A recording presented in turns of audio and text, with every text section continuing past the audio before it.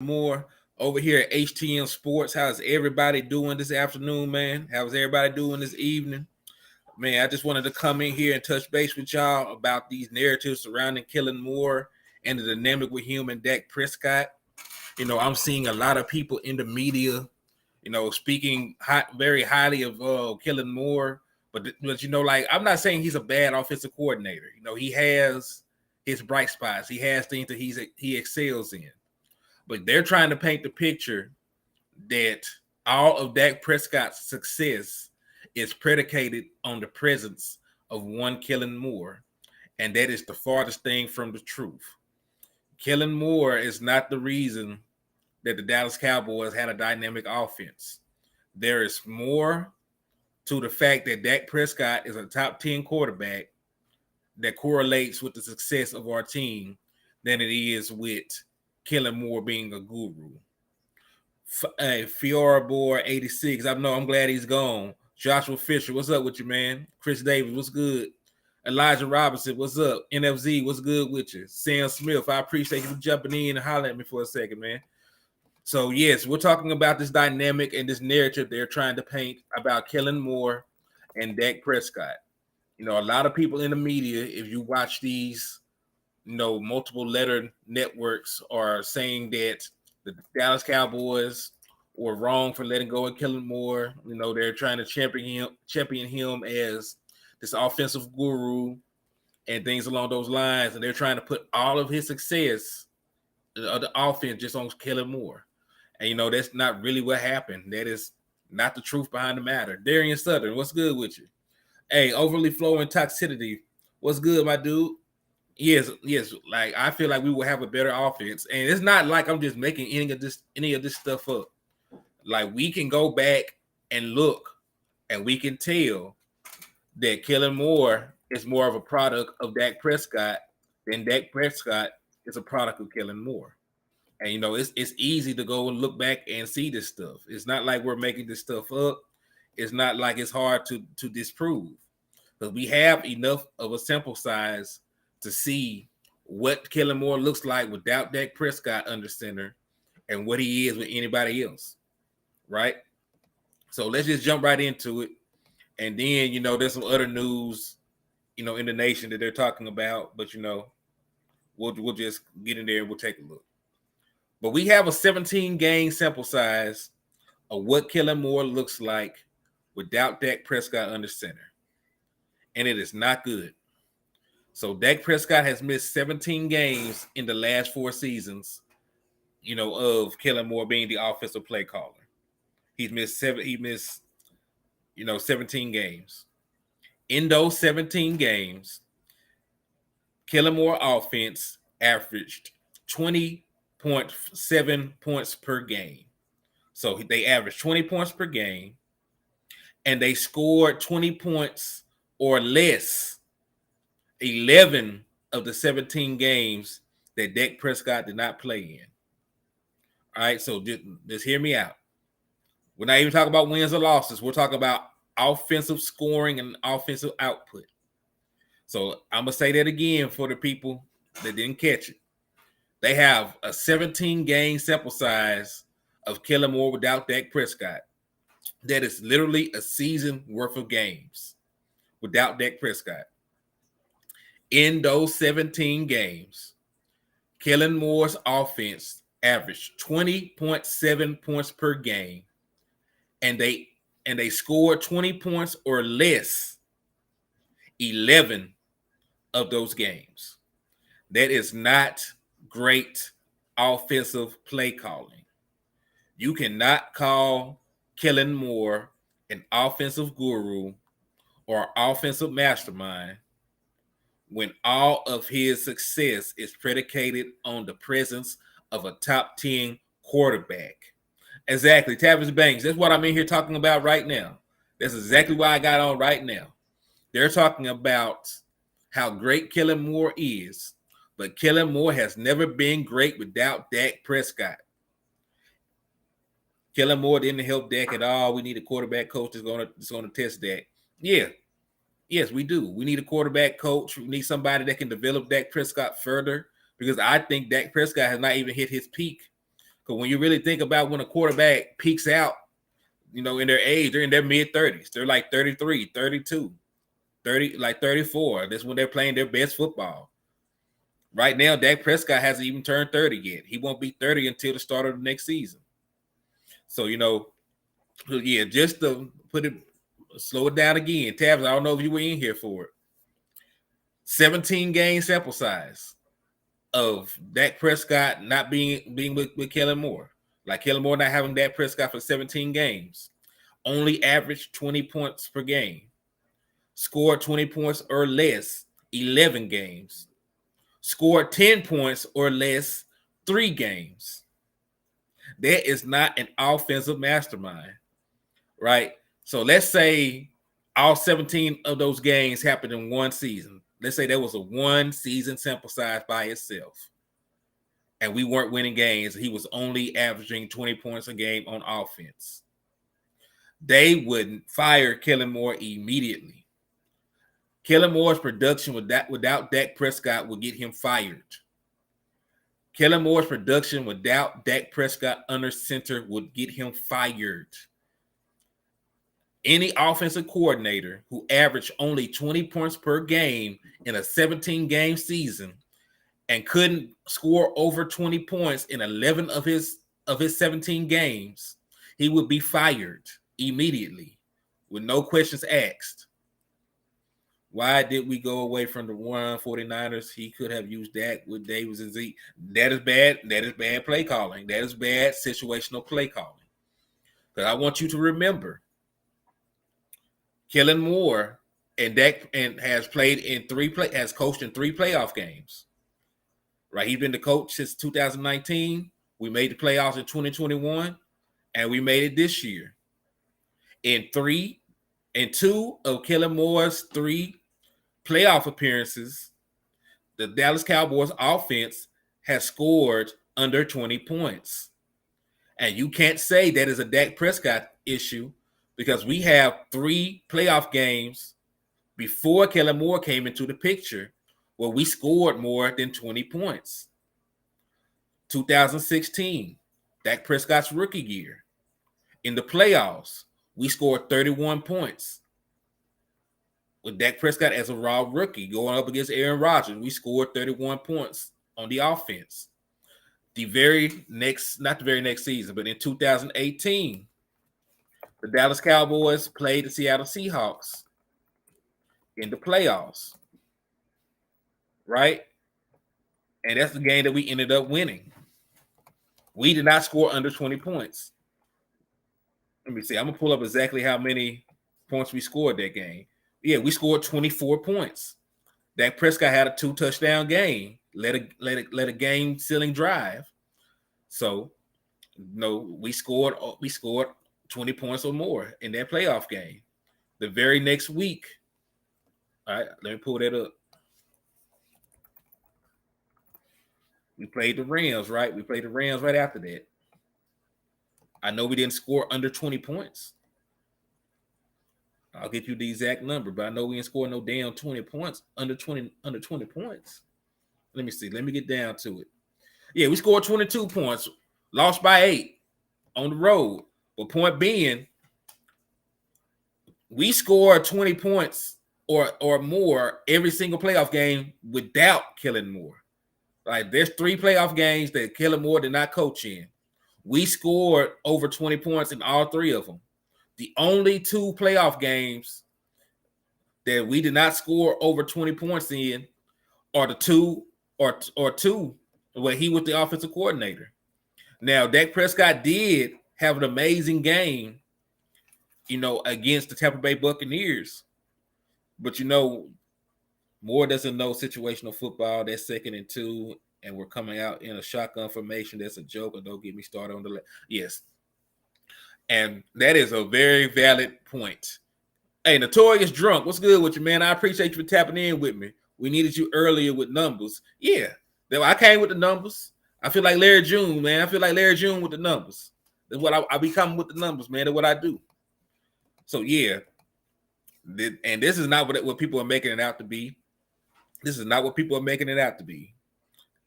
And like even further, we have 3 seasons of Dak Prescott without Kellen Moore.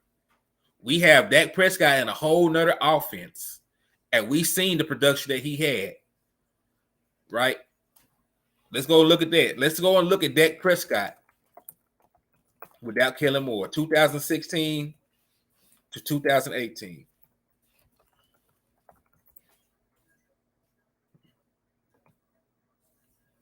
All right. So 2016, Dak Prescott had an 81% win percentage in the games that he played, went 13-3, completed 67.8% of his passes, averaged 8 yards a play, threw for 23 touchdowns, only 4 interceptions, and ran for 6 touchdowns.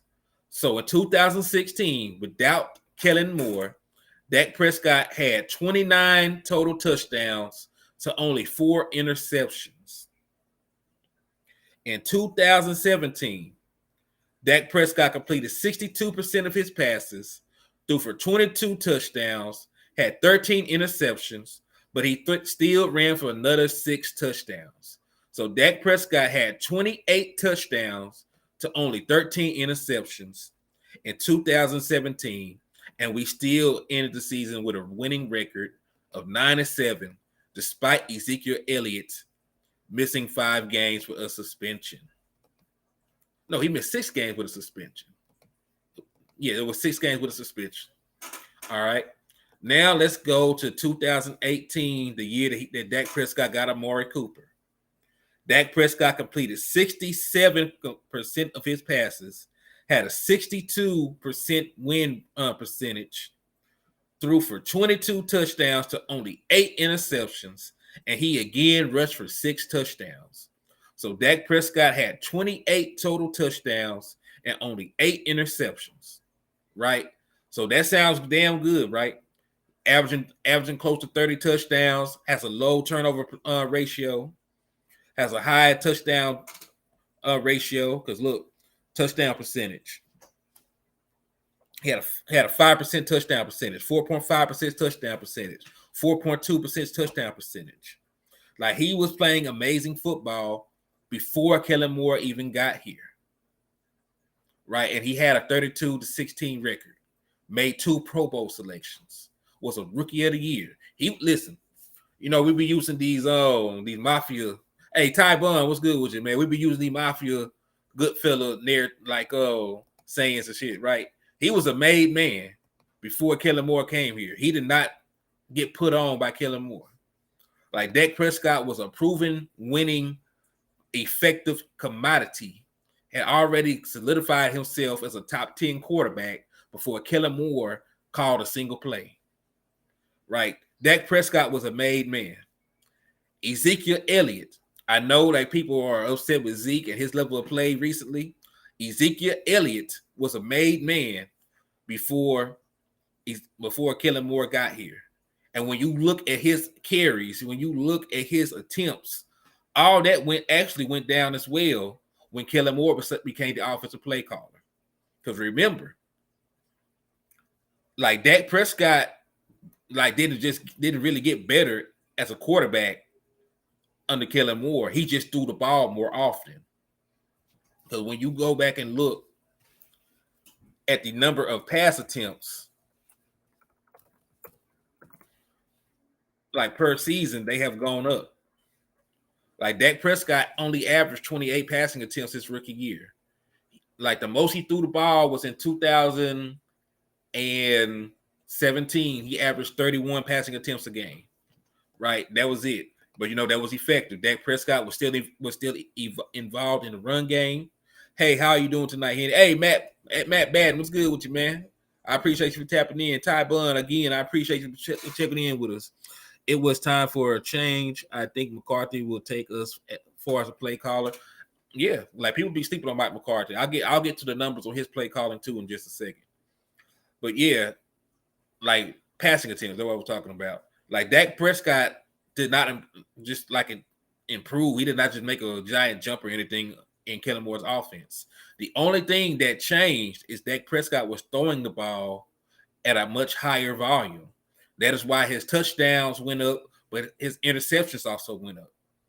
And you got to remember, Dak Prescott in Kellen Moore's system, threw double-digit interceptions every year he was healthy.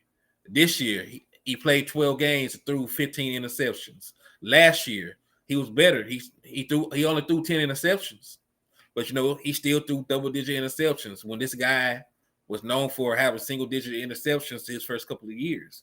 His first season, he only threw 4 interceptions. His third season, he only threw 8 interceptions. Then you think about 2019, he threw 11 interceptions. He was on pace to throw 12 interceptions the year he got hurt in 2020. So, Dak Prescott passing numbers went up, but, his efficiency went down because they had Dak Prescott. They turned Dak Prescott into a volume passer. They got Dak Prescott away from the design runs. They got Dak Prescott away from the options. They got Dak Prescott away from the things that made him special, right? Like Dak Prescott's ability to extend plays and to use his leg in the red zone and things along those lines elevated Dak Prescott as a quarterback. When you look at his rushing attempts, like they went down. Even in the year before he got hurt, Dak Prescott rushing attempts went down under Kellen Moore. Dak Prescott had 18 rushing touchdowns in his first 3 seasons without Kellen Moore. He has never, he literally had 6 rushing touchdowns every year his first 3 seasons without Kellen Moore. He has not rushed for over 3 rushing touchdowns since Kellen Moore has been his offensive play caller. And it still works because when Dak Prescott keeps the ball, he is walking into the end zone most of the time. You don't see that in this offense much anymore. And this is even before Dak Prescott got hurt. Like, his rushing attempts went down in 2019. He was completely healthy at that point. He was completely healthy in 2019. But Dak Prescott passing attempts went up, right? Like, they went up exponentially. He threw the ball 596 times.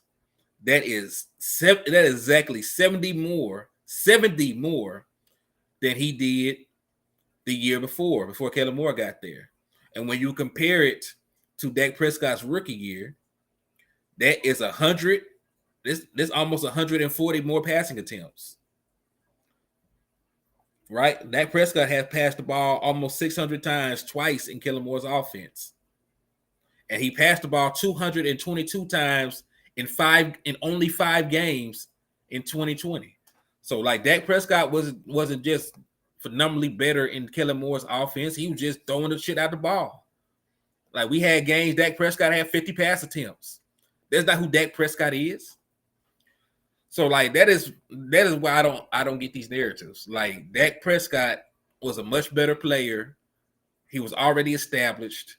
He made his Pro Bowls. He won Rookie of the Year. He already had a playoff win. All these things without Kellen Moore. Like, y'all were not looking at Dak Prescott the same way before Kellen Moore got here. Like, the shine and the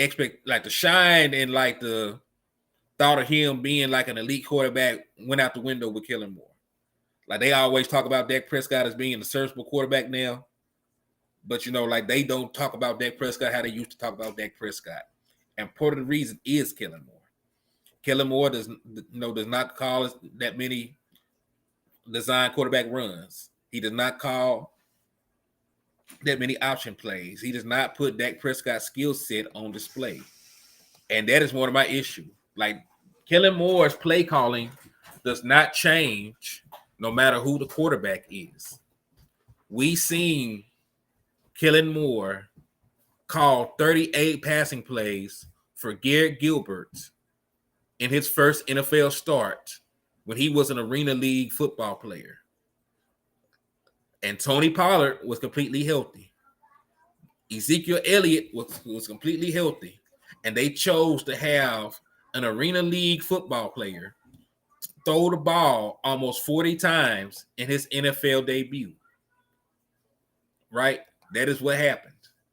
I'm not making none of this up. We all remember. Garrett Gilbert came in pretty much off the couch to start a game for the Dallas Cowboys. And Kellen Moore decided to have him throw the ball 38 times in a game that we had to lead up until the fourth quarter. We had to lead in that game up until the fourth quarter. And he still found a way to have Garrett Gilbert throw the ball 38 times. Fresh off the couch, had never played in the NFL before, was an Arena League football player. Right? We saw him have Andy Dalton, who was, I get it, Andy Dalton was a former Pro Bowl quarterback. He was. But at the time that he came in to start for us, that was his first career start for the Dallas Cowboys.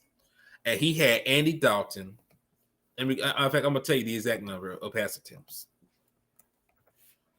All I got to do is look up the Dallas Cowboys versus the Cardinals from 2020. That was his start. That was his first start with the Dallas Cowboys.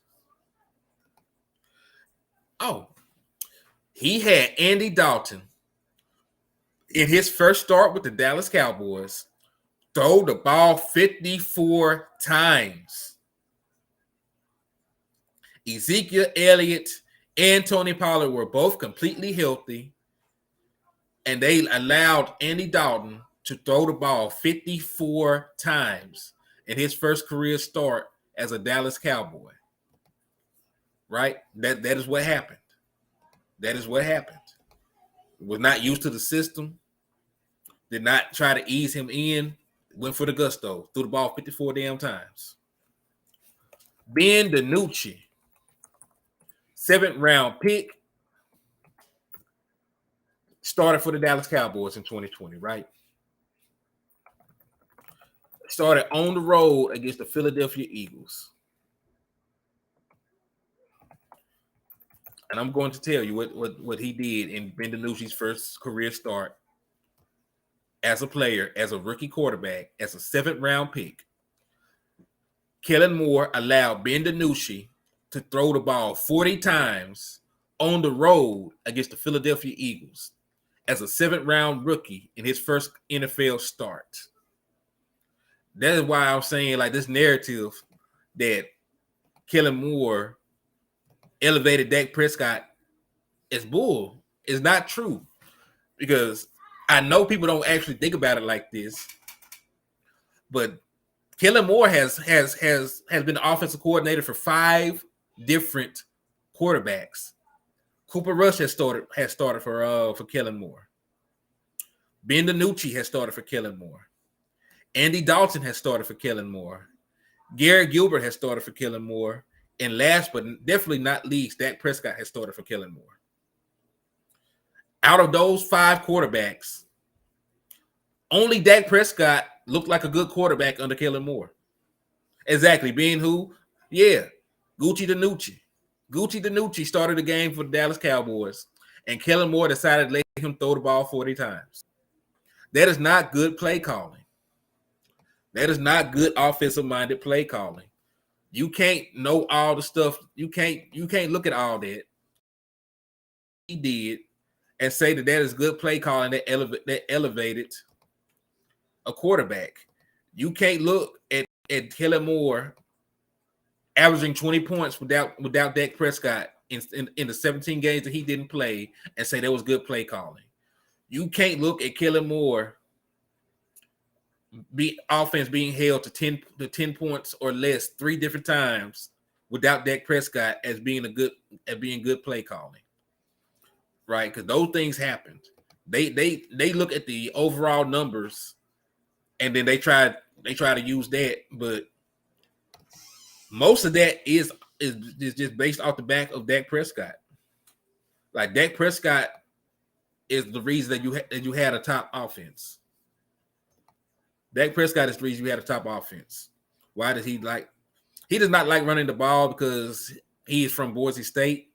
The ball was always in his hand. He was honestly, like, Kellen Moore did not pan out in the NFL, but like he was like at one point one of the most prolific college quarterbacks in NCAA history. He had all kind of passing, had all kind of passing records. he barely lost any games, and they were doing this, strictly with him throwing the ball 40 times a game, 45 times a game, 50 times a game. Like, that's what he knows. That's what he's comfortable in. And, you don't know what you don't know. He does not know how to coordinate an offense that can lean on the running game. He does not know how to. That is his comfort zone. That is his wheelhouse. That is what he made a living doing, and his defense, like throwing the ball 40 times, 45 times is how he got into the NFL. Like, that's what he got drafted to do, throw the ball around the yard. He's pass happy because he's pass happy because he learned in a pass happy system at Boise State. That is who he is, right? And the issue is that style of play calling does not suit who Dak Prescott is, because Dak Prescott is not a quarterback that you want to throw the ball 40 times. So let me ask you a question. Like, if Aaron Rodgers, who was considered a generational quarterback, right? If Aaron Rodgers has a losing record throwing the ball 40 plus times, why would you want Dak Prescott to do it? Like, he is one of the best, passing quarterbacks of this generation, and he has a losing record. Hey, Bishop, what's good with you, man? I appreciate you for tapping in with me, man. So yeah, like, if Aaron Rodgers cannot win ball games throwing the ball 40 plus times, why would you want Dak Prescott to do it? Aaron Rodgers is 15, 29, and 1 when passing the ball over 40 times. And if you go back and look at 2020, Kellen Moore had Dak Prescott averaging 45 passing attempts a game. He averaged 45 passing attempts a game in 2020. If Dak Prescott had not gotten hurt, he was on track. He was on track to average 50 passing attempts and to throw for 6,000 yards and have a losing record. So, like, Kellen Moore, like, you can score points with Kellen Moore sometimes, depending on who the quarterback is. You can score points sometimes. You'll get yardage, things like that. But it's hard to win games running that style of offense. It just is. It's statistically proven. It is statistically proven. Because, listen, if I'm not mistaken, Tom Brady and Patrick Mahomes are the only quarterbacks that have a 60-plus win percentage when throwing the ball 40-plus times. Everybody else is a 500 or worse quarterback. Like, they don't win a lot of games. They don't win a lot of games throwing the ball all around the yard. And, that is my issue with Kellen Moore. That's my issue with this narrative.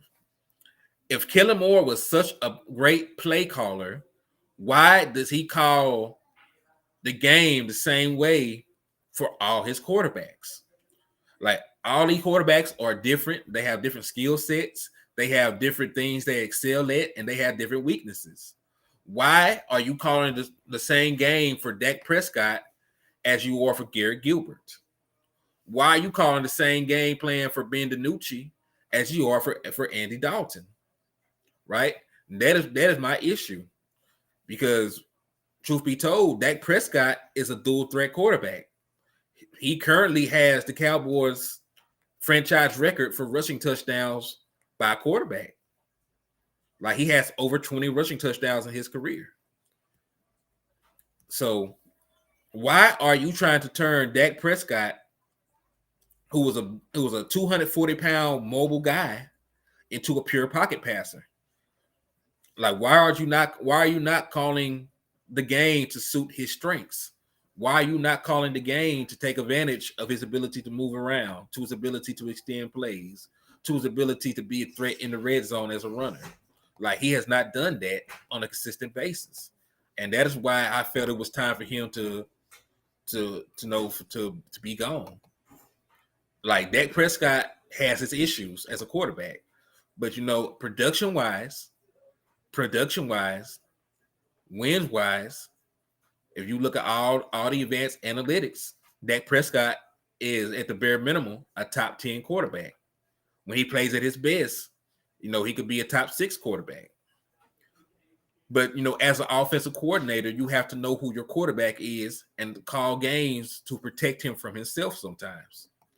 Like, people are mad at Dak Prescott for throwing an interception in the red zone, but Kellen Moore sat by like he was an innocent bystander and called a passing play on 2nd and 2 after he saw his quarterback throw an interception earlier in the game. He had already thrown an interception. So, when you see that your quarterback is struggling, it is your job as an offensive coordinator to get the quarterback back on track. Like, you see other quarterbacks have rocky starts, but their offensive coordinator is able to get them in a rhythm, and they are able to have good second halves. They're able to have, good quarters after playing poorly to start. Like, you don't really see that. You don't really see that from Kellen Moore. If Dak Prescott is off, he's just going to be off for the rest of the game. Like, Kellen Moore does not make the game easier for Dak Prescott running the option routes, refusing to implement a screen game, refusing to put Dak Prescott in position to run. So, no, like, he did not make Dak Prescott's life easier by any stretch of the imagination. Good, Douglas. Just listen to this beautiful, smart guy, Henny. I appreciate the love, man. I be trying, bro. I be trying just to come with the facts, and I try to stay objective, because I'm not going to say that 100% of the offensive woes is on Kellen Moore, but I definitely can say 70 to 80% of it is, because I've seen Dak Prescott without you, and he was a better quarterback. He was a better quarterback without you as his offensive coordinator. So I definitely do believe getting a fresh pair of eyes, getting a new voice in that locker room will pay dividends moving forward. And, there are a lot of people that are upset at the prospect of Mike McCarthy, being the play caller moving forward. And I have to say, like, I'm going to say this. The same people that have an issue with Mike McCarthy calling plays are the same people that had an issue with us hiring Dan Quinn because of how the defense looked in Atlanta, right? There were a bunch of people. I wish I had screenshots. I wish I had kept receipts. But there was a large portion of the fan base that did not want to give Dan Quinn a chance to be our defensive coordinator based on the failures of the Atlanta Hawks defense when he was the head coach there, right? I remember that. And when you look at what Mike McCarthy did as a play caller in Green Bay, like, he had more success as a play caller in Green Bay than any of our more recent, our more recent coordinators. Like, he just did. So let's take a look. I got the numbers. I have the numbers. Mike McCarthy called plays from 2006 to 2014 for the Green Bay Packers. In 2006, they were the 22nd scoring offense. In 2007, they were the 4th scoring offense. 2008, they were the 5th scoring offense. 2009, they were the 3rd scoring offense. 2010, they were the 10th scoring offense. 2011, they were the 1st scoring offense. 2012, they were the 5th scoring offense. 2013, they were the 8th scoring offense. 2014, they were the 1st scoring offense in football. So from 2007 to 2014, Mike McCarthy, as a play caller, produced a top 10 scoring offense for 8 consecutive seasons as a play caller, and won a Super Bowl in that time frame. So just looking at that, at the raw numbers, because I really don't have to do a bunch of film research on it. I know what he runs. He runs a standard West Coast offense. Like, we know about the slants. We know about the slant flat combos. Like that's a real thing. You might see that meme floating around, but they do run that a lot in the West Coast offense. But I tell you what, people that are complaining about the West Coast offense, like Joe Montana, had no problems in the West Coast offense. Brett Favre had no problems in the West Coast offense. And as much ish as Aaron Rodgers has talked, his one Super Bowl came in Mike McCarthy's offense with Mike McCarthy as the damn play caller. So, we can't just sit here and poo-poo on the possibility of Mike McCarthy calling plays when Mike McCarthy has been a damn good play caller. He has. When you look at that, that is a more proven resume, what I just read to you, than anything that Kellen Moore has done. Kellen Moore has been the damn offensive coordinator for 4 years. He has one playoff win, and in 3 playoff games, he's twice scored under 20 points. So how can you say that you would rather have Kellen Moore as an offensive play caller based off these last 4 seasons and his documented struggles against winning teams, and say you don't want Mike McCarthy to call plays when Mike McCarthy, has produced at a higher level for a longer period of time?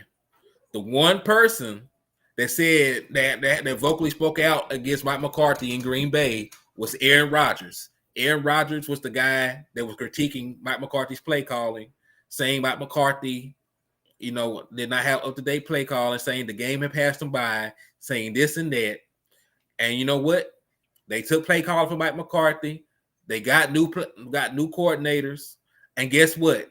He is still publicly criticizing the damn play calling. So maybe it ain't Mike McCarthy. Maybe it's Aaron Rodgers, right? Maybe it's Aaron Rodgers throwing people under the bus because he throwing LaFleur under the bus. He's throwing the other coordinators under the bus.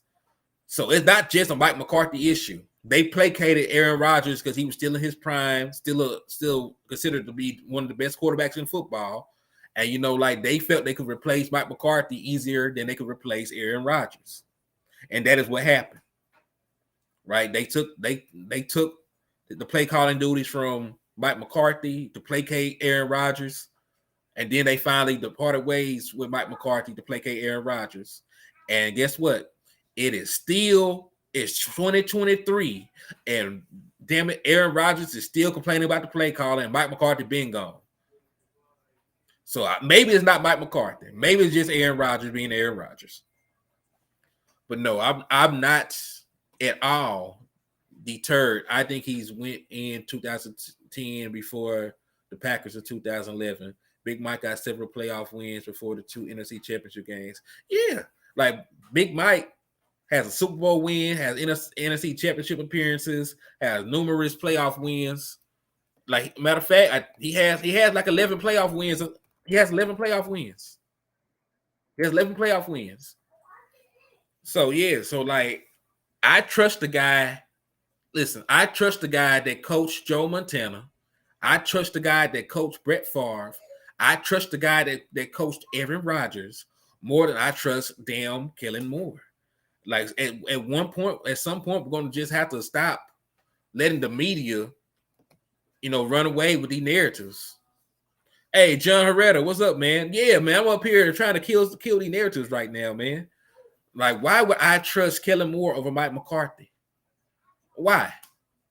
Why would I trust anything that Kellen Moore does over Mike McCarthy? I have a much larger sample size. I think was 9. You're so smart. Yeah.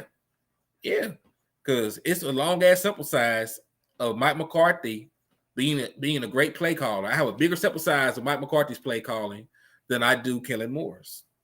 I have a much bigger sample size. And then I have a season worth of games that show me that Kellen Moore is an average play caller when Dak Prescott is not on the field. Like, they're praising Kellen Moore's production with Dak Prescott and using that to also discredit Dak Prescott. It makes no damn sense. Makes no sense at all. Like, they're looking at all the offensive output that he has with Dak Prescott, but they're ignoring the fact that he's averaging 20 points a game without him in a season worth of games. That is not a small sample size. In a season worth of games, I know what I will get. And don't get me wrong, his play calling may suit. It may just suit, Justin Herbert. Because Justin Herbert is already in a system where he throw the ball 40 times a game. So really, I want to know. I want to know. I want to know this. What will Kellen Moore prove coaching Justin Herbert? Justin Herbert is already considered to be a top 5 quarterback by the national media. I don't think he's that good. I think he's still a top 10 quarterback. But I don't get what is Kellen Moore supposed to do to elevate Justin Herbert. He's already considered a top 10 quarterback at bare minimum. He's already considered a generational talent. He's already in a system where he throw the ball 40 plus times.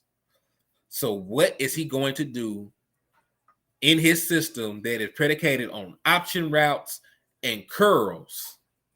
His system is predicated on option routes and curls. What is he going to do to elevate the play of Justin Herbert? Absolutely nothing. Nothing. So I need these folks to calm down with these crazy ass narratives. Like Dak Prescott was a proven commodity before Kellen Moore got here. Dak Prescott made 2 Pro Bowls and won Rookie of the Year in his first 3 seasons, and had a 2-1 win percentage. He had won twice as many games as he lost. Literally, he had 32 wins, 16 losses. Had a playoff win. Had secured a number 1 seed in his rookie year. He had did all these exceptional things before Kellen Moore was in the damn picture. So now I'm supposed to fast forward. Now Dak Prescott is having one of his worst seasons as a starter in this man's system, and we're supposed to praise Kellen Moore for being a quarterback guru or offensive mastermind when your quarterback has really gotten worse in your system. How the hell does that work? How the hell can Kellen Moore get a Pro Bowl quarterback? And listen, you know what's crazy? Dak Prescott was a Pro Bowl quarterback without Kellen Moore. Dak Prescott ain't even made a damn Pro Bowl since Kellen Moore's been here. So how is Kellen Moore supposed to how am I supposed to praise Kellen Moore for making a Pro Bowl quarterback worse? Like Dak Prescott was a Pro Bowl quarterback without Kellen Moore. And with Kellen Moore, Dak Prescott can't even make a Pro Bowl selection. Dak Prescott turnovers are up with Kellen Moore. Dak Prescott's passing attempts are up with Kellen Moore. Dak Prescott's win percentage against winning teams is down with Kellen Moore. So, how in the hell is that supposed to be an offensive mastermind? How is your matter of fact, Ezekiel Elliott has gotten worse under his play calling. Like Ezekiel Elliott was an all-pro running back. How is Ezekiel Elliott getting worse in your system? And I actually can tell you why. Because the reason being is he's throwing the ball so much more. Like Dak Prescott has averaged 38 passing attempts in Kellen Moore's offense these past 4 seasons. He's averaging 38 passing attempts in these 4 seasons.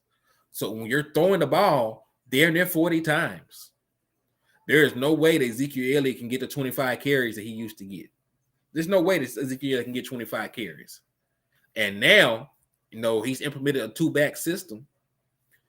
Of course, Ezekiel Elliott's numbers are going to take a hit. And, I get it. Like Ezekiel Elliott has been hobbled by injuries, things like that. But, like Ezekiel Elliott, if he got his 25 to 27 carries a game, he would still probably be a Pro Bowl running back at the bare minimum. Because you got to think about it. Tony Pollard made the Pro Bowl with only 1,000 yards rushing. Ezekiel Elliott probably could have got 1,000-something yards, with a bulk of the carries. But, his system has not helped Dak Prescott. It has not helped Ezekiel Elliott. And as a matter of fact, Amari Cooper complained about his system, and they had to trade him. So His system did not benefit Dak Prescott. His system has not benefited Ezekiel Elliott, and it really didn't benefit Amari Cooper because Amari Cooper had to talk crazy about his targets, and they had to ship him out. So how has Kellen Moore's system positively affected the stars of the Dallas Cowboys? Hoodlum, what's up with you, man? I appreciate you for tapping in with me, man. We just been on here trying to hush some of these crazy ass narratives. They're saying on Elon Musk's Twitter that Kellen Moore made Dak Prescott when Dak Prescott was already a made man before he got here. And I don't know if you were in here for it earlier. Hoodlum, I want you to know this. Dak Prescott has missed a season worth of games since Kellen Moore's been here. I'm going to keep going from the top every time somebody new come in and I see him come in. So forgive me if I'm repeating myself. So, Kellen Moore has a 17-game sample size without Dak Prescott because Dak Prescott has missed 17 games due to injury. In those 17 games, Hoodlum, he averages 20 points, has scored 20 points or less in 11 of them, and was held to 10 points or less in 3 different games. So how the hell is Kellen Moore an offensive coordinator that elevates anybody when his offense is only good with Dak Prescott playing quarterback? His offense was not good with Cooper Rush playing quarterback. When Cooper Rush was the starting quarterback this year, we were the 26th ranked offense. 26th ranked offense, man. And immediately when Dak Prescott came back, we were the number 1 offense. So how is that not Dak Prescott? How is that not Dak Prescott?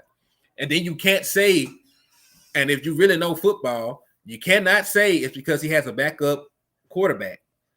Because in 2016, Dak Prescott was a backup quarterback for Tony Romo, and he came in and performed in Scott Linehan's system and got the starting job. You can't say it's because he had a backup quarterback when you just seen Brock Purdy average 30 plus points in Shanahan's system and go to an NFC championship game. You can't just say it's because he has a backup quarterback, right? Because the Seahawks had Geno Smith, who was a career backup, starting this year. And they were able to turn Geno Smith, who was a career journeyman backup, into a Pro Bowl quarterback based on their play calling and their system. So you cannot use the excuse that he had backup quarterbacks those 17 games for the reason that his offense could not score points. We've seen good offensive coordinators elevate backup quarterbacks. We've seen Dak Prescott come in as a rookie and a backup and win 13 games in Scott Linehan's system. So how the hell are we supposed to give Kellen Moore a pass for this awful offense when Dak Prescott doesn't play, and then turn around and call this man an offensive guru? I have a 17-game sample size. 17 games is a full season. Yeah, hey, West Coast, what's good with you, man? 17 game. Hey, West Coast, I don't know if you know this or not, man. We got a full season worth of games with Kellen Moore calling plays without Dak Prescott. In those 17 games, I sound like a broken record, but every time somebody new comes in, I'm going to repeat it. In those 17 games, Kellen Moore averaged 20 points a game and scored 20 points or less 11 games.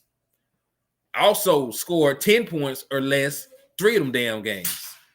Now, in a 17-game season, if your offense did that, your offensive coordinator would get fired. But we're praising Kellen Moore off the back of what Dak Prescott did. Like, Dak Prescott was a proven quarterback before Kellen Moore brought his happy ass over here to be a play caller. He was. So we can't just keep running with this narrative that Kellen Moore made somebody But he can't even elevate Dak Prescott, who was already a top 10 quarterback. Like Dak Prescott was a top 10 quarterback before him.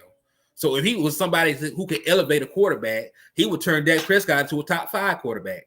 He would turn Dak Prescott to a top 5 quarterback if he could elevate a quarterback. He hasn't. Dak Prescott is still, he still is in the same range he's been in. He's in the same range he's been in. He has not elevated his play. He is not.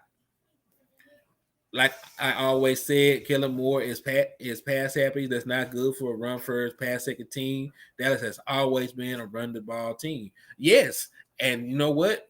When you were winning games, and getting number 1 seeds and first round buys and all this other stuff, you were a run heavy team. They implemented play action, and you allowed your quarterback to be an athletic quarterback that thrived outside of the pocket. Those were the things you did well. Those are the things that got Dak Prescott into the damn NFL. Nobody drafted Dak Prescott because of his passing ability. Now, don't get me wrong. He has become a much better passer. He's top 10 in 3 of the most important passing ratings in league history, in completion percentage, passer rating, TD to interception ratio. He's top 10 in all that. Greatly improved passer. But what got Dak Prescott drafted was his ability to run the damn ball. He was the most prolific rushing quarterback in SEC history since Cam Newton. Right? Yeah, a lot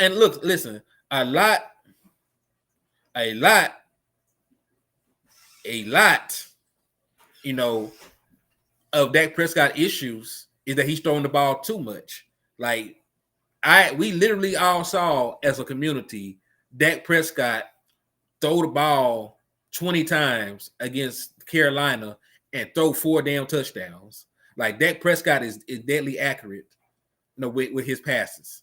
He is a great playmaker. He is a guy that knows how to score touchdowns. Right? But his biggest strengths is his legs. And Dak Prescott is going to be 30 years old. Like, he only has about another 5 or 6 years where he can run consistently, right? He only has another 5 or 6 years where he can use his legs. Let him use his legs while he still can. Let him use his mobility while it's still a weapon. Because Father Time is going to turn Dak Prescott into a pocket quarterback eventually anyway. But he does not have to be that right now. Like, Dak Prescott can live outside of the pocket. And guess what? That's what Russell Wilson has been doing his entire career. Russell Wilson ain't no damn pocket passer. Russell Wilson is a guy that you put on naked bootlegs, you put in play action, you move the pocket for, and you let him make plays. Like, that is why Russell Wilson was considered an elite quarterback, not his pocket passing, because Russell Wilson is like 5'10". He is not consistently going to make plays from the damn pocket. Dak Prescott, he is too damn good on the move. He said HTM is the head coach for the YouTuber Cowboy fans. Hey, I appreciate the love, man. I appreciate the love. I just be trying to come, man, with the facts and the analytics to back what I'm talking about. Like, a lot of people jump online or they jump on TV and they listen to these folks spew this rhetoric and push these narratives that they want, right? They're kingmakers. They push narratives to make quarterbacks look good, and they also push narratives to make quarterbacks look bad. Like, Dak Prescott is the starting quarterback for the Dallas Cowboys, so they want to push as many negative narratives on him as they can. They do not want to give Dak Prescott credit for anything. Dak Prescott literally had a season where he threw for 37 touchdowns to only 10 interceptions, and he did not make it into the Pro Bowl because we had a bunch of people in the national media push these false narratives on our fans, and we had a large section of our fan base that listened to that craziness. So, I always try to come on here with receipts. I always try to come on here. Yes, sir. I take everything about my boys personally. Do trust, I know the feeling. Yeah, West Coast, because like they do all this stuff to our players. And then you have quarterbacks on smaller market teams that do the exact same thing as our quarterback, but they brush it under the rug. But for Dak Prescott, they have like 4 segments on each of these damn talk shows, totally devoted to what they perceive or his shortcomings and things like that. And I hate it. I hate it. Because it's not fair. People are talking about Dak Prescott losing in the playoffs with 1 touchdown and 2 interceptions. But they're not going to mention Joe Burrow losing in the playoffs with 1 touchdown and 2 interceptions. They're not going to talk about Josh Allen losing in the playoffs with no touchdowns and an interception. They're not going to do that. Because the truth of the matter is, only one quarterback wins the Super Bowl every year. Right? Only one team wins the Super Bowl. Folks get mad when I bring up race, but the Rooney Rule is proof that race is still a problem. Yes, because if black coordinators and coaches got hired at a rate that were proportionate to their white counterparts, there would be no reason to still have the Rooney Rule in effect. So, yes, I do agree. Like, there are still systemic issues in the NFL based around race, and it is still needed. So, they have to get better. And look, they're going to do all these puff pieces about 2 quarterbacks, black quarterbacks playing in the Super Bowl. But listen, if Jalen Hurts loses in the Super Bowl, his fan base is going to eviscerate him. The same fan base that didn't want him to begin with is going to turn on him again.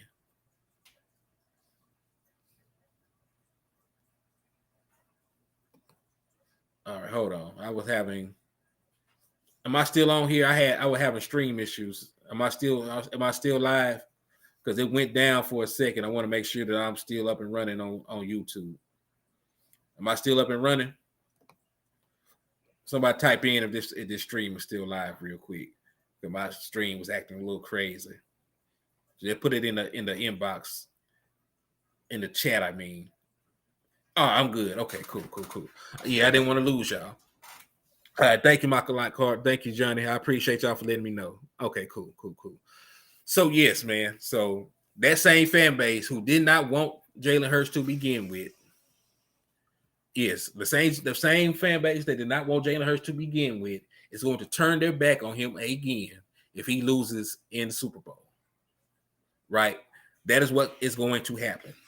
Because you already have crazy folks in their fan base talking about he's not a good quarterback right now with 14 wins and an all-pro selection. And listen, he's a Philadelphia Eagle, right? I'm not supposed to root for the guy or like the guy. But I don't like how they do certain quarterbacks just purely based on their race. Like, you mean to tell me that Cam Newton, who was a former MVP, can't be a backup in the NFL? Right? He cannot be a backup in the NFL. But you got guys like Sam Darnold still on teams. You got guys like Cooper Rush is a backup quarterback right now. Will Grier. Like, you mean to tell me none of y'all think that Cooper Rush or Will Grier is a better quarterback than Cam Newton? Even if Cam Newton, Baker Mayfield, who has been on like his 5th team, if I'm not mistaken, 4th or 5th. He's been on a lot of teams at this point in a very short period of time. 3rd team. Next year, he's going to be on his 4th team. I know that for a fact. It is, Browns, Carolina. Yeah. So next year, he's going to be on his 4th team. He's going to be on his 4th team. Yeah. So, they're going to throw that boy under the bus if he loses in the Super Bowl. Just like they discarded Cam Newton when he can no longer be an elite quarterback. And that's how I feel. Because once Cam Newton was not able to be an elite quarterback in the league no more, they did not even give him the opportunity to be a backup. And I feel like that happens to most quarterbacks like him. So, I feel exactly where West Coast is coming from, because I feel the same way about a lot of things. Now, but back to what we were talking about Kellen Moore. I'm not going to let this smear campaign against Dak Prescott continue. Like, it is easy to point the finger. Man, I know. How about them Cowboys, Joshua? All right. How about them Cowboys, man? But yeah, it's easy to point the finger at the quarterback. But remember, we're talking about the play caller. We talk about the play caller. Like, if Dak Prescott is struggling, it's just like playing in Madden, right?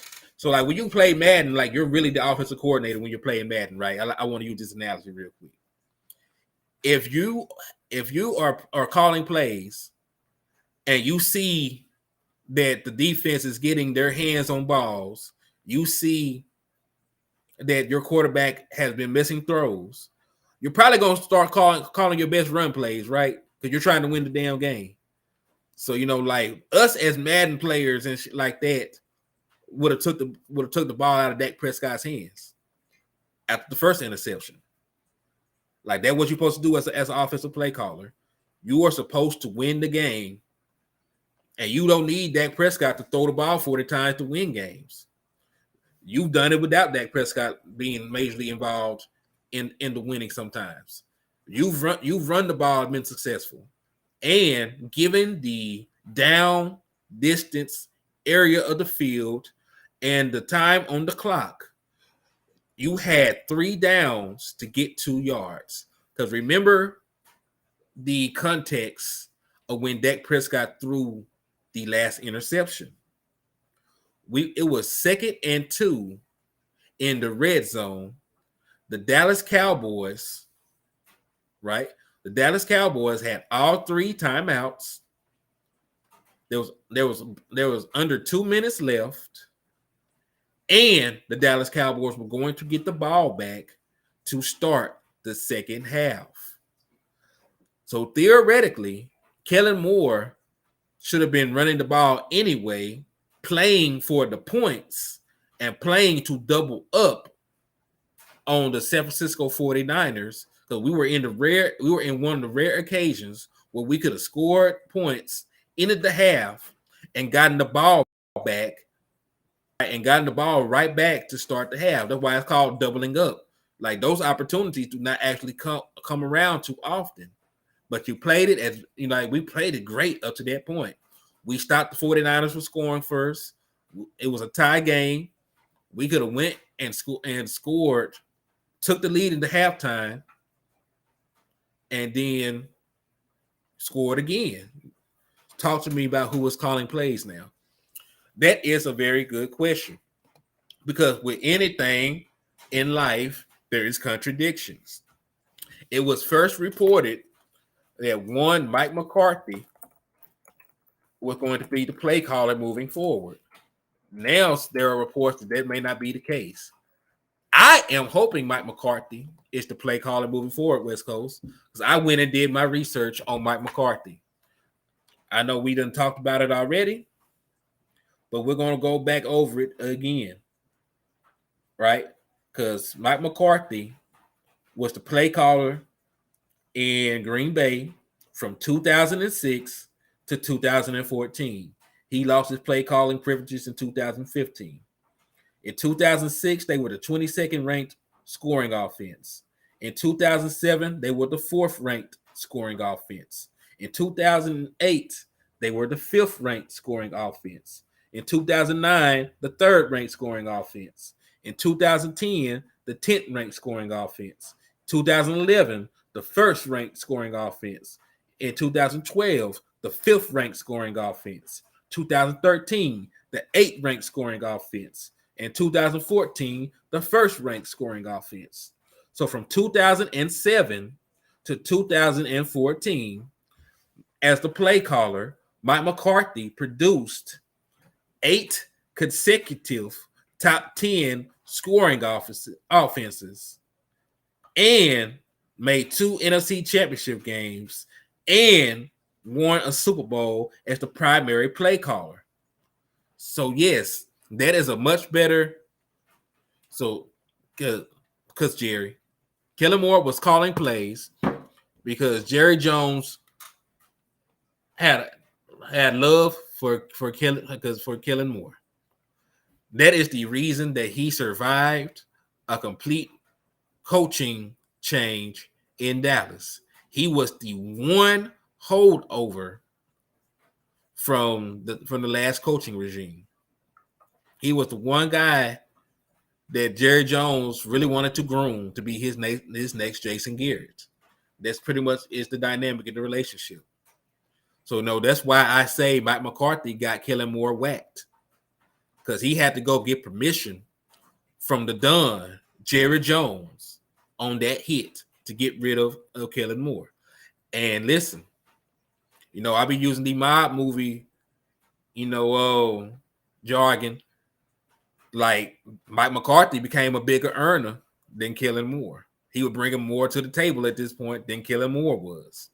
So, when it came down for that sit down, Mike McCarthy pretty much told Jerry Jones Kellen Moore was in the way and he had to get him gone.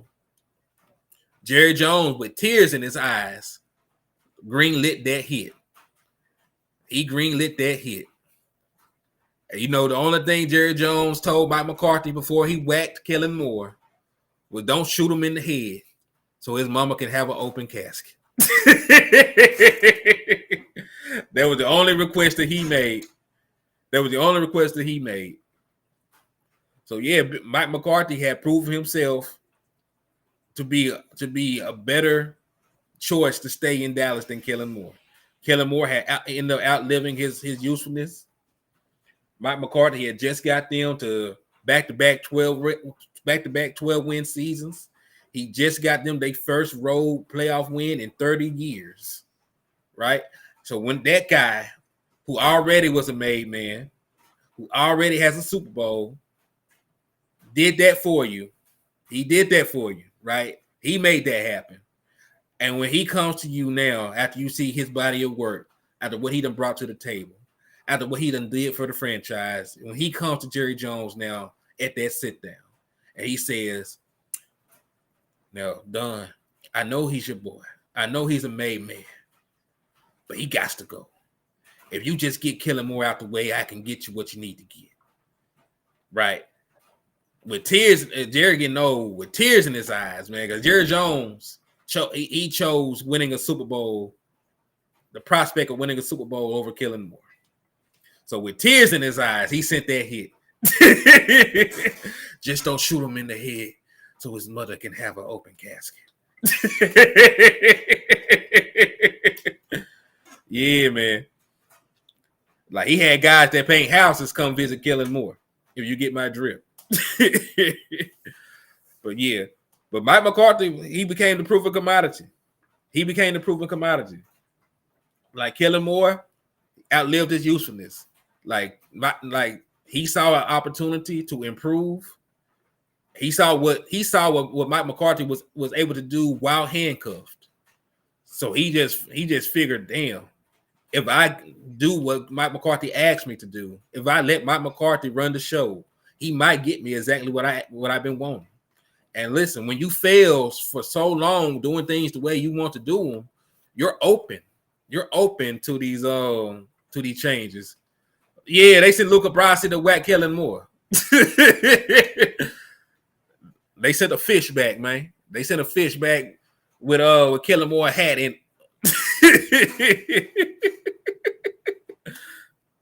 Oh man.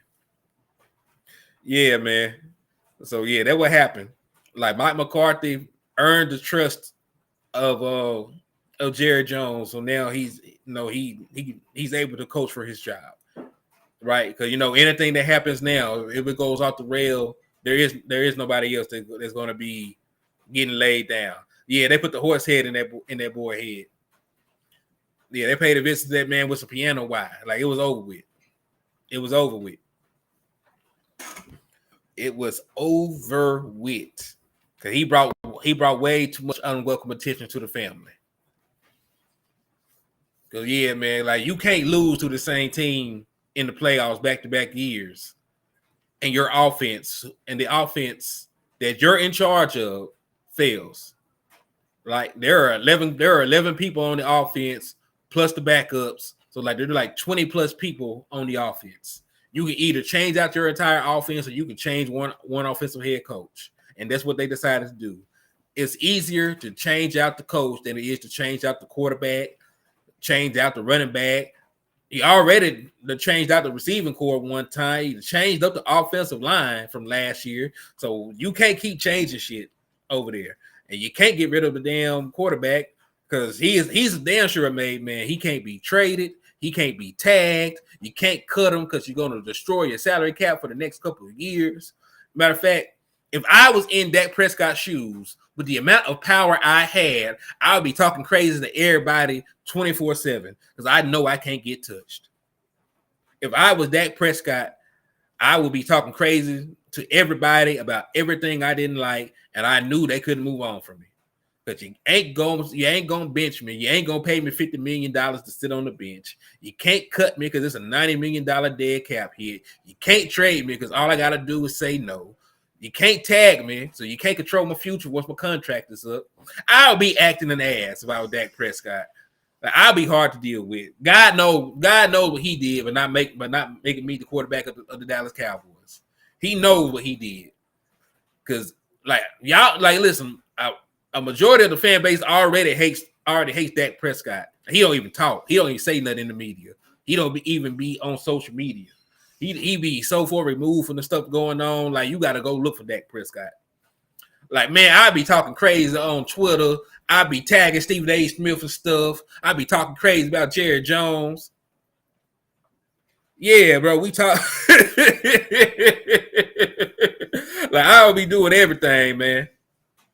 I would be doing everything.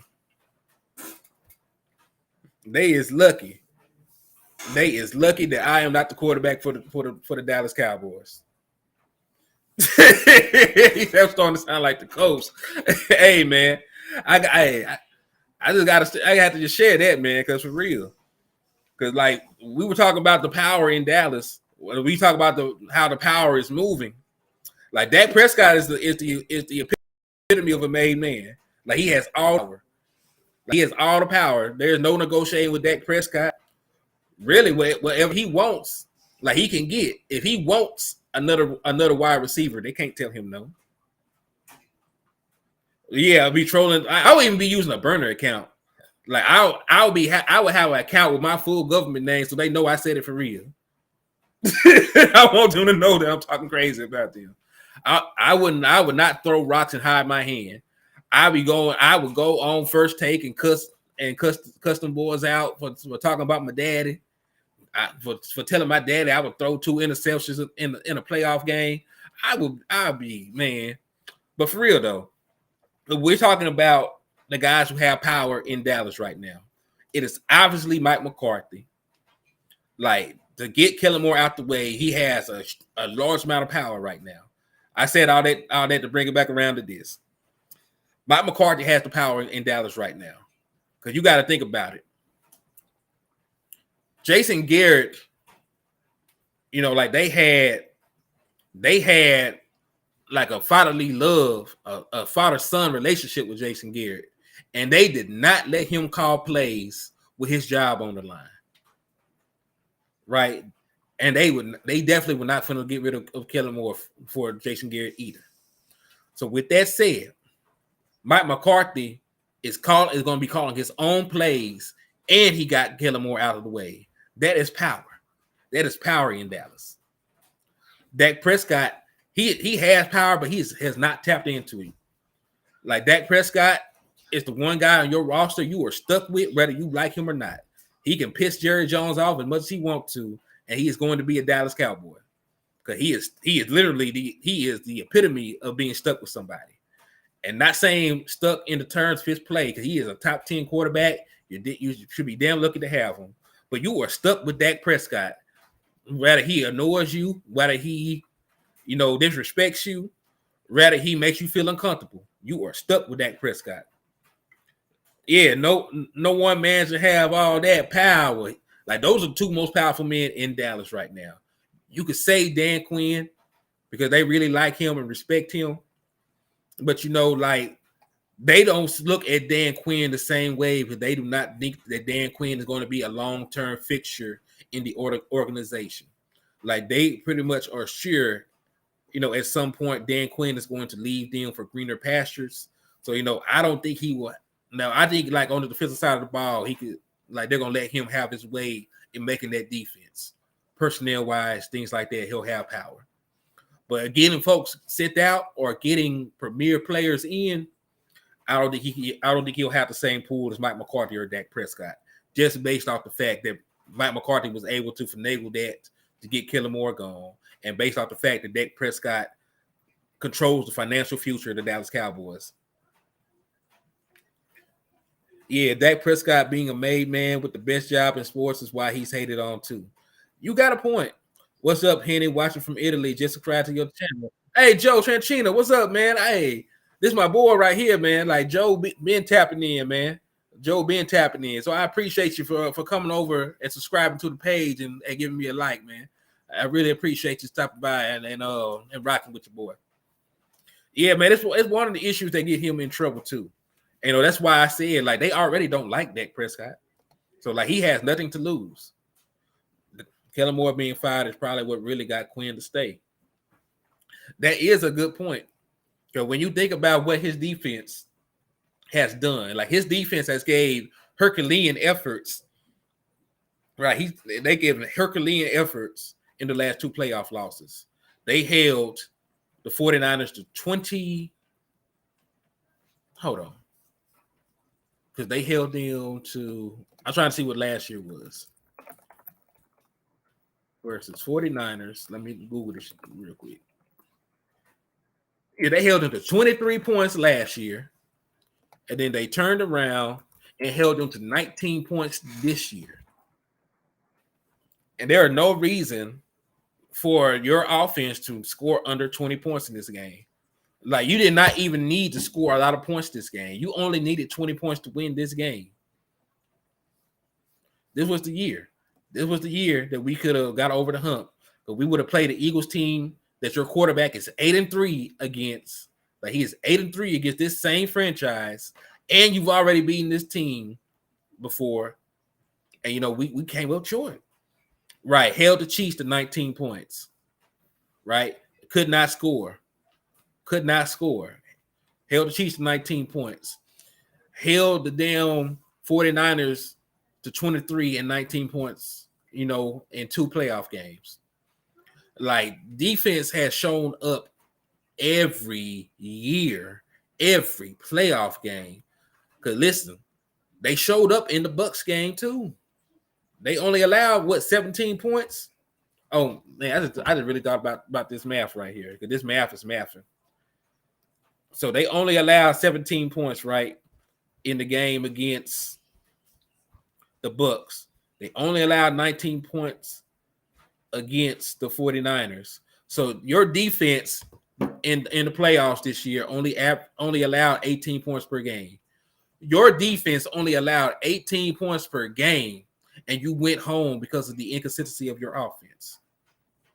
Right? When was the last time the Dallas defense gave up 28 points in a game? It's been a long time, buddy. Let's take a look. Let's take a look and see the last time the Dallas Cowboys defense gave up 28 points. It's been a long time. December 18th is the last time that they gave up 28 points. That's the last time they gave up 28 points. Because in the Eagles game, they only allowed 27 offensive points, because one of those scores was a pick six. So the defense has only allowed 28 points. Looks like they allowed 28 points against the Jaguars.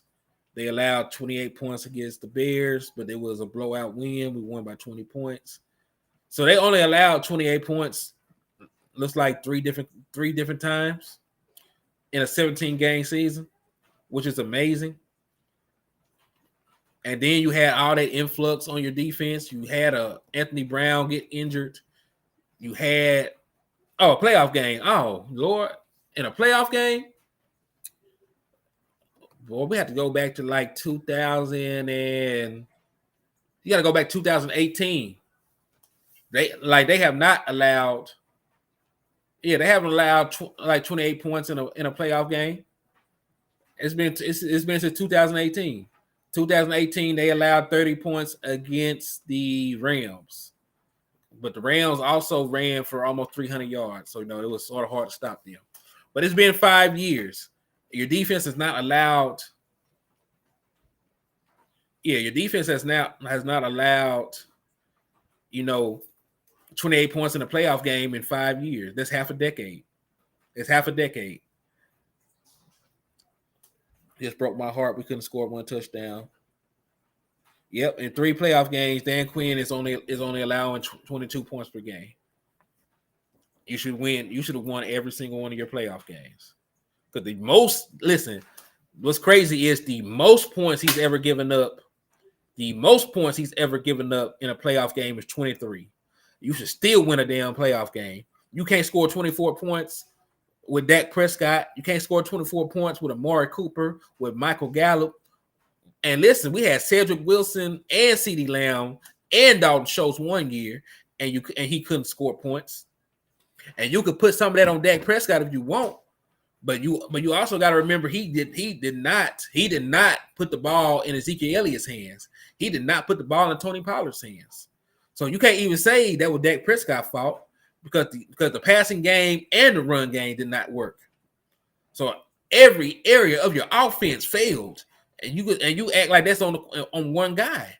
Like every area of your offense failed, and that cannot just be the quarterback, right? That can't just be the quarterback because Dak Prescott is not the reason that Ezekiel Elliott is not getting touches. Dak Prescott is not the reason Tony Pollard was not getting touches in these playoff games. Like he's not the reason, that Devontae Turpin did not catch a pass until the last game until the last play of the season.